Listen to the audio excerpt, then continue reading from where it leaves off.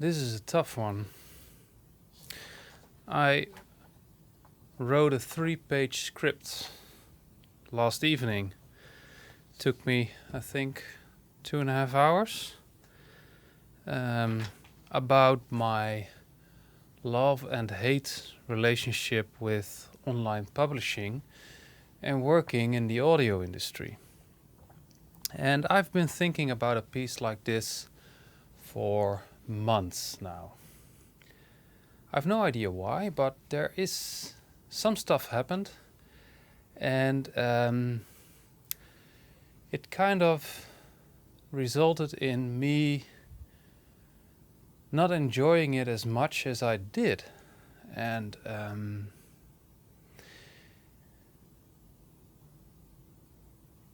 then I saw some other videos about 10 things I have to say about audiophiles, and Gerald Undone with his love and hate relationship with publishing on YouTube. And Gerald Undone is a guy I follow for learning more about video. And I think he explained it pretty well, so check out his video. And Zero Fidelity did a nice video about the audiophile industry, but that's beside the point. I wrote a 3-page script last evening, and I'm not going to use it because, yeah, it says what I want to say, but I think it's not as pure as just telling you about it from the heart. And, well, a bit of a background I think is good to know.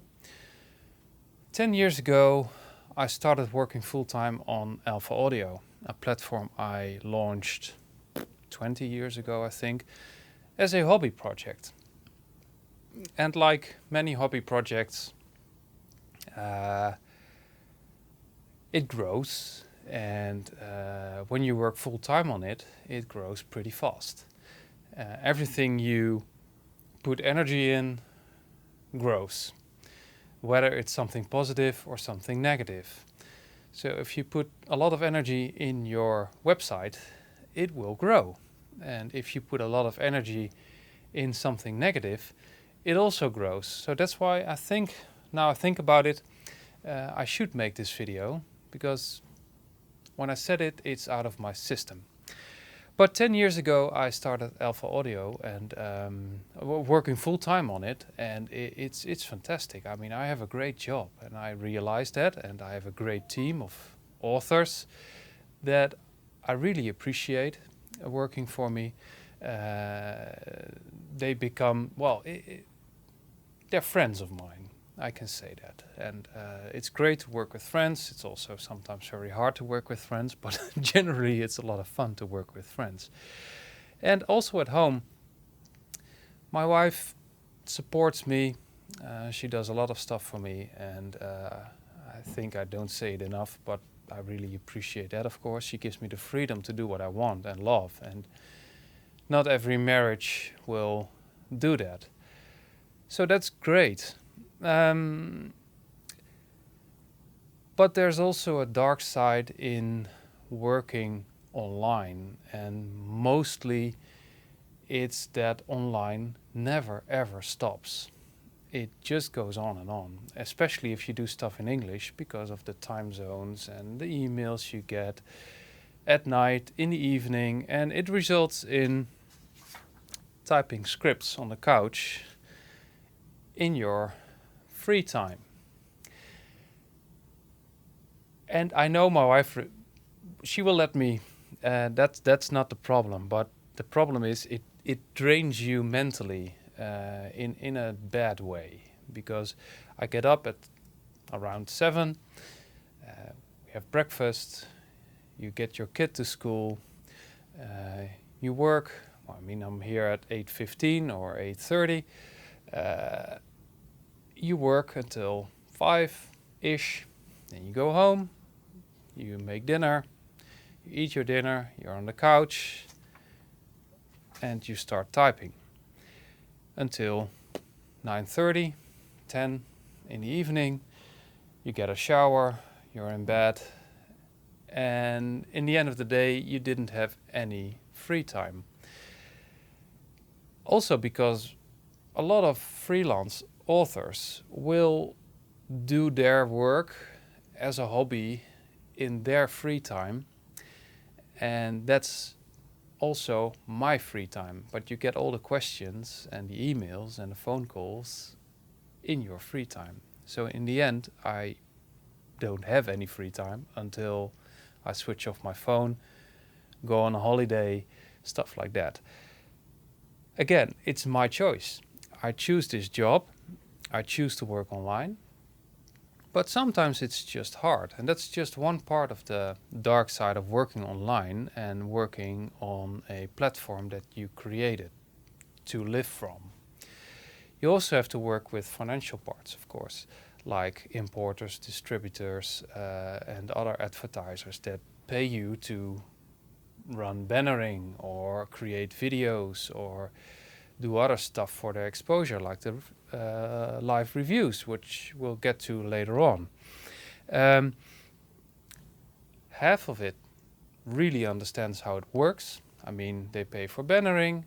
That way we can do reviews. You don't buy your reviews at Alpha Audio. You buy your exposure in form of bannering, and you can, because of that, we have the time to do a review. Half of it gets it. I mean, they send in their stuff, we review it, we post it. Some want to read it before publishing, but that's not a general rule. But there's no issue. I mean, there are positive points to a product and there are negative points to a product. Hardly any product is perfect. So we write our reviews and say this is great, but this can be improved. But the other half don't accept that. Half is exaggerated. I mean, it's like 75% really gets it, and we work in a great way with them, and the relationship is full of respect. But the other half, the other 25%, we literally get messages on our phone saying that we have to unpublish stuff because it's not what they expected. Or they say they really hate you saying stuff about brand X because it's not true, or not true. We don't like you saying that. And it's not even about their brand. It was linked in some ways to their brand, and we say, yeah, we don't use that because this, I think, is better for the review or better for our project. It's not even negative, but they just want you to say brand X is the best in the world and you have to buy that stuff. And that's quite intimidating, I think, and it's not healthy. And I think this is why I lost some fun in working online, because it's getting worse. Because we grow, we have some influence, and if we say some stuff about brands, or we review a product and we say, you know what, the firmware is not that great, it will impact in some way. But the media is not supposed to be controlled by the industry. The media should be unbiased. And I think we do a good job in being unbiased. At least we really, really, really try to be. Because there's no gain in saying negative stuff about certain brands and only saying positive stuff about certain brands. I'm educated as a journalist, and rule number one is, if you do your research, you always talk to several experts. That's the word. So when we wrote a piece about shielding in cabling, I don't call one person, I call 4 or 5. And I asked them the same questions, and as a journalist you filter your stuff and you say, you know what, all 5 said this and it makes sense. So we quote them about saying this. And if one says something completely different, we call them again. You say, you know what, you said this, but the other four we called said this. Well, how about that? And he can explain. He says, you know what, they're right, but, and then he says his piece. And that's how you should do research. And that's how we always try to do our research. When we write stuff, we don't just suck it from our thick thumb. That's a Dutch saying, but we try to be as thorough as we can. So when a brand says, you know what, we don't like you saying that about our cables because you use another brand in your test and your research, and that's just trying to influence the media in a very unhealthy way. So our reply is practically always the same. We say, you know what, it's not healthy if the industry tries to influence the media in this way, because the media should be unbiased. And if you want to influence the media in this way, you can either start your own platform and try to write reviews about your own products. That's fine, but you should be transparent about who writes these reviews, or just, accept the fact that not all of your products are the best in the world. And it's only my opinion. I'm only one journalist. If you want only positive stuff about your brand, you can buy advertorials at other platforms. We don't sell advertorials. We sell exposure, and that's bannering or other forms of exposure, but no, not reviews. And if I express my opinion on a platform like Facebook, that's my opinion. And don't message me privately saying you don't like that if I do that. It's my opinion. It wasn't negative or positive. It was just something I explained why we choose a certain cable, and it was brandless anyway, so I don't see the point. But he wasn't that brand was not the only one that tried to influence me, and it was it doesn't happen that often, but it's a sign on the wall that the larger you grow, the worse it will get, because the impact of a person saying stuff is getting larger. So that's a very dark side, and I don't like getting in discussions like that. And I hope my colleague reviewers and platforms try to keep the foot on the brake and not let the industry gain ground in the media, because it will be very unhealthy and not good for our audience, because it's all about you. We try to filter the good products, and we try to be unbiased so you can read good stuff, trustworthy stuff about hi-fi gear. And that work we have is great, because we get to play around with lots of good gear and lovely gear. And there's hardly any bad stuff out there these days. Yes, of course there is bad stuff, but it's mostly the price compared to the quality.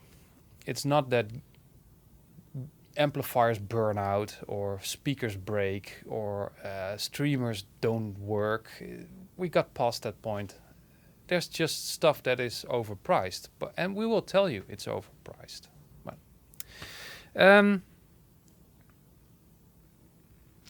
another pressure point in our line of work, like I said earlier, is that online never stops.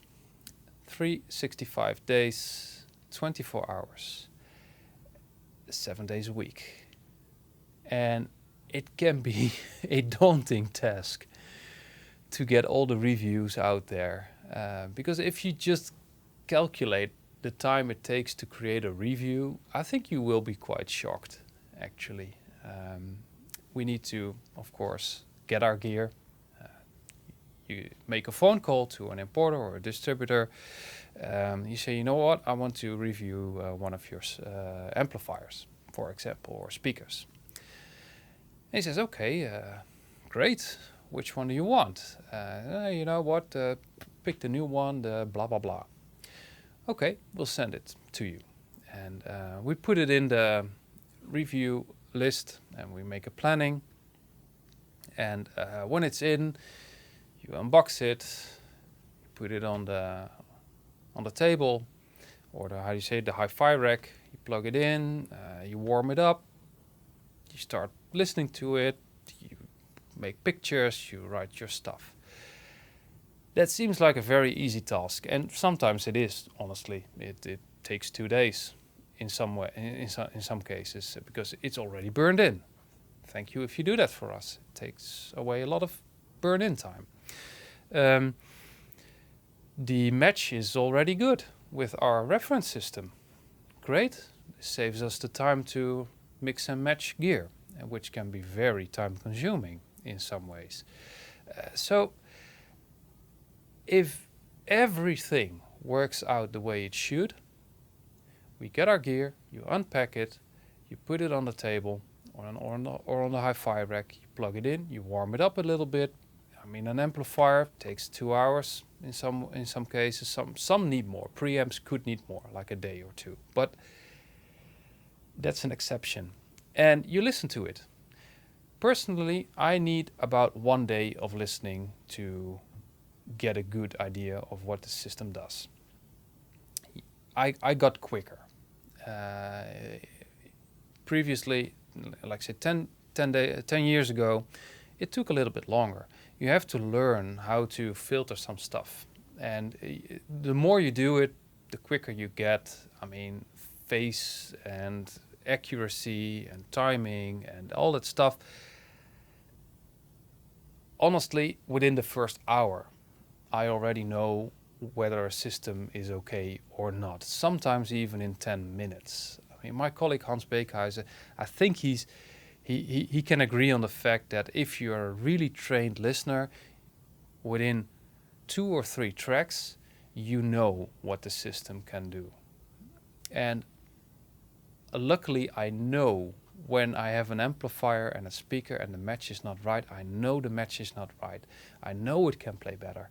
So we mix and match, but that's the time-consuming part. I mean, for you, we have to know what fits and what doesn't fit. And we have to write about that. You know, if I pick an ATC speaker and I put a Class D amp on it, I know it won't match that great. It needs Class AB, it needs current. And you learn to hear that. And that's great. I mean, that's the fun part of our business, but it's really time consuming. And I have to put on news daily. I have to put on reviews, like 2 or 3 a week. I have to create background stories for you, like the Alpha Audio Academy. And I know you complain about the fact that it's not in English, the videos, but damn, it takes a lot of time. I have to make a script, I have to film it, then I should translate it and do it in English again. If an average review takes about 4 days with mixing and matching, and some take shorter, but some take longer, and I still have to write scripts, make videos, organize live streams, sample the gear we have, which I didn't put in the calculation, by the way. Sampling takes about 2 hours, maybe longer, maybe shorter sometimes if I have to adjust the microphones. There's no time. There's no time. And I still have a life at home with a wife and a kid. So the pressure of creating content every week, enough content, quality content, is enormous, really enormous. And this is quite a personal video, but I'm getting to feel the pressure. and I'm noticing my body is getting more tired. Because I'm getting older. I mean, when I was 30, it was easier. Now I'm 41, and it's getting harder to keep up with the online speed of publishing and creating content and dealing with importers and distributors and feeling the pressure of the negative feedback about our direction, because I wasn't getting to that. I mean, creating I have other editors that help out. That's great. I mean, but they're freelance. They have jobs. The content flow isn't always as smooth as I wish it would, and I have the responsibility to fix that. So that's why in some cases there are more background stories than reviews, and sometimes more reviews than background stories. It fluctuates, and that's not bad at all. So I can live with that. But now we get to the point that I thought, you know what, we can create written reviews like all the others, or we can do something different. And Alpha Audio has always been a bit different. And some call us the enfant terrible of the audio industry, and I think that's a compliment in a way. I thought it was very funny. And there's a talk show in the Netherlands, and we got compared to that. And I thought, well, you know, in some ways it's a compliment, because the talk show we got compared with is very critical. And I thought, yeah, I like being compared to that, because yes, we are different. Let's get back to the written reviews and the video. If I write to you that I like a certain speaker because of its clarity and its open mid-range and its tight bass, you have no clue what I mean, because you don't have my ears and you're not sitting in my listening room. Maybe you really dislike that speaker, but if I write it's really open and clear and honest and tight, you could think, oh wow, that's a great speaker. I like that. Describing sound is one of the hardest things to do as a reviewer, and some reviewers are really, really good at that, and I deeply admire that skill, because I know how hard it is. And but still I don't know exactly what that person experiences. So we thought, I'm an average writer. I write okay, but I'm not a great writer. I know that. I'm pretty to the point and sometimes dry. And if I really like a product, you will notice it in my written reviews.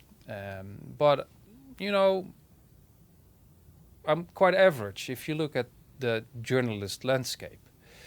And in English, it's maybe even below average, because I'm Dutch. I try to write English in a decent way, but I'm not English, and it's not my native tongue. It's not my mother language. But to get back, I wanted a way to give you the experience of us sitting on the couch. So I thought, you know what, we can record it. And we did some tests with live streams, and I noticed that the people that were tuned in and were watching our live stream had quite the same experience. It was with the entry-level bookshelf speakers. And they said, you know what, the bass of the Bowers is different than from the Kev, and wow, that Dali is great in the mid-range and stuff like that. I said, wow, they actually hear what we hear. That's funny. It was far as accurate as we do it now, but they had in some ways the same experience. So it was with Jung. Jung and I thought, yeah, we can do better than this. Let's try it in stereo. That's fun. And then we ordered the Rode TF5s. Great microphones, very accurate and loads better than what we had. And it wasn't bad. It was actually pretty good. And already I started to notice that we're onto something here. But we can do better. And I really liked doing that, giving you the experience we have in a live stream, and like virtually creating a bubble with fellow enthusiasts and just having hi-fi fun. So I thought, yeah, this is what I want to do with Alpha Audio. We would still have the written reviews, we would still have the review videos, but we're gonna add some stuff here. And I want to go this way of creating videos, sample videos, live streams with the while capturing the experience we have. But it's hard, and in two ways. I want it to be as good as I can in this. I want it to be the best in capturing the experience. And if you want to be the best, you need to focus very, very hard on that. And creating a team around you that knows more about this stuff. Loads more than I know. Because acoustics is hard. Recording is a skill that I don't have. Well, now a little bit, but I didn't have at all. I hardly knew the different types of microphones. I hardly knew any microphone preamps that had the quality I needed. So I needed to do research. But while doing that, the whole industry was like, what the fuck are you doing? It's not something they really liked at the time. And they all said it can't be done. Let me tell you, it can be done. It's just very, very hard. And they said it can't be done, but I think I know why they said it can't be done. First, they expected that I meant that I wanted to capture the sound and put it in the living room of the viewer one-on-one. That can't be done. Well, maybe it can be done. We're looking into that. But of course, you have the recording and then you have the system on the other side, which we don't control. And that will color the sound a bit, and you have double acoustics. But I always say, please use some headphones so you don't have the acoustics of your living room, and use a good pair of headphones. And that way you get pretty close. Still, it's not one-on-one, but it can be really, really good if you have a good pair of headphones. And we tested it for almost 2 years now, and when we started it was okay. Now it's pretty good. And then when we got to the level of pretty good, it became a lot more quiet. And probably because they thought, damn, this is actually pretty good. And then they got scared, because still a lot of people, importers, distributors, don't want to participate in the live tests. Probably because they know it's going to be a tough battle, because a lot of stuff is just good. If we compare loudspeakers in the top of the industry, the well-known brands, they all compete and they all sound good, pretty much on the same level. There are exceptions, and that became very clear in our last big mass test of loudspeakers, floor standing speakers in the €4,000 range. They're just small brands that do better than the big brands. And the big brands don't like that, because if they don't perform as well as the smaller brands, they will lose money directly, because it will cut their sales. And that's the whole thing. I think if you know you will perform really well, you will participate. Because if you win a test like that, because it's all a matter of taste, let's be honest. Some people like brand A, some people like brand B, some like brand C. I don't care. It's the live streams are for you to know what you like, and for you to filter the speakers that you like, so you don't have to audition 20 loudspeakers, because it's actually pretty hard and boring stuff to do. If you already know by viewing the live stream, yeah, you know what? I like the rhythmic character of speaker C. And then you hear speaker D and it's very dull and closed in the mid-range. You don't have to look into speaker D because you don't like the sound signature. And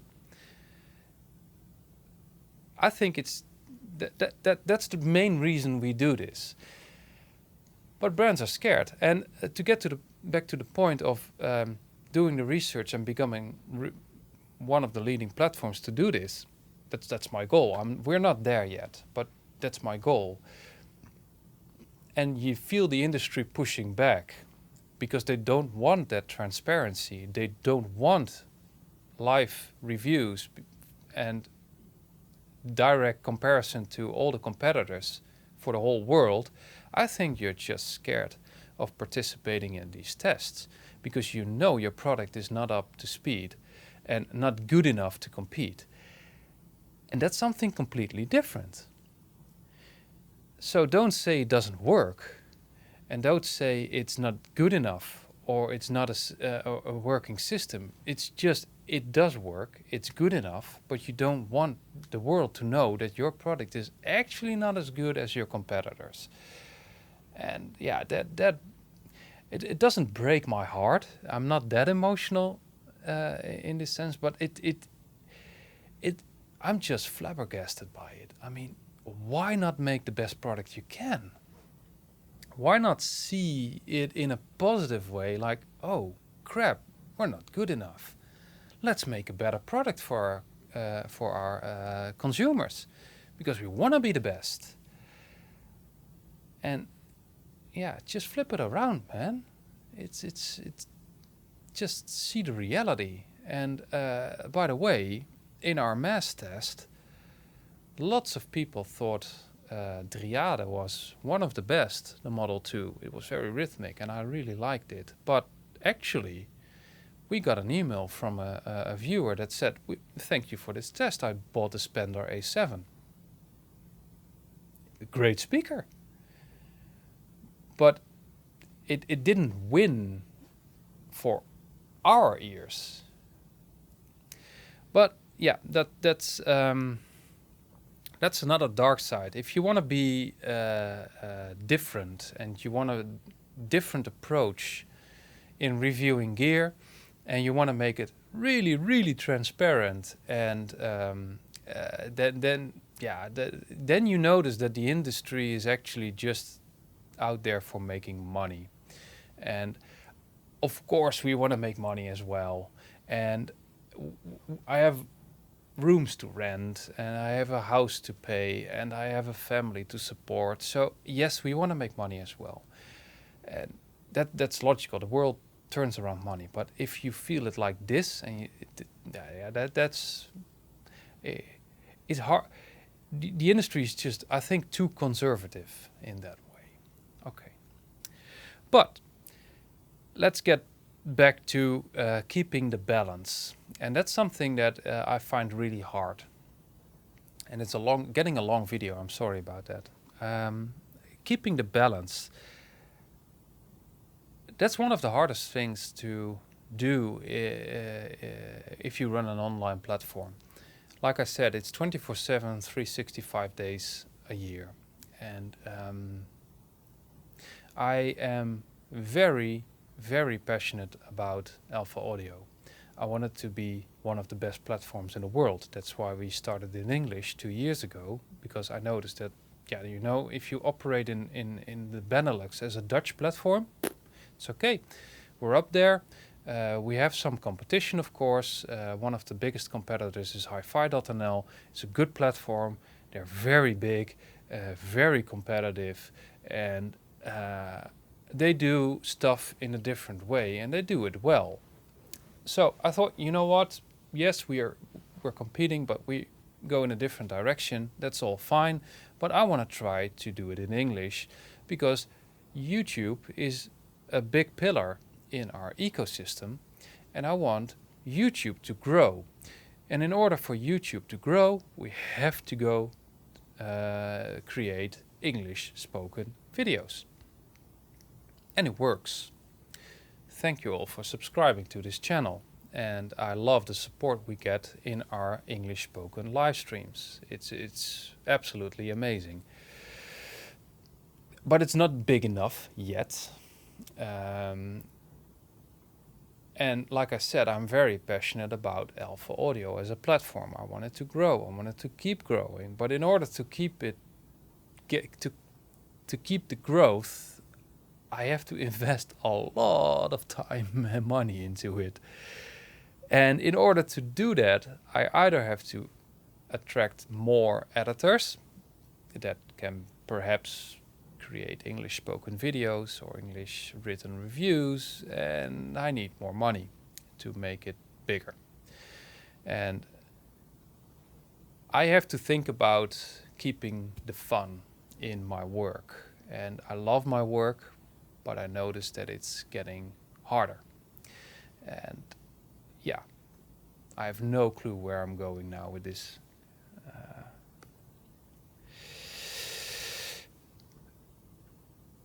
Yeah.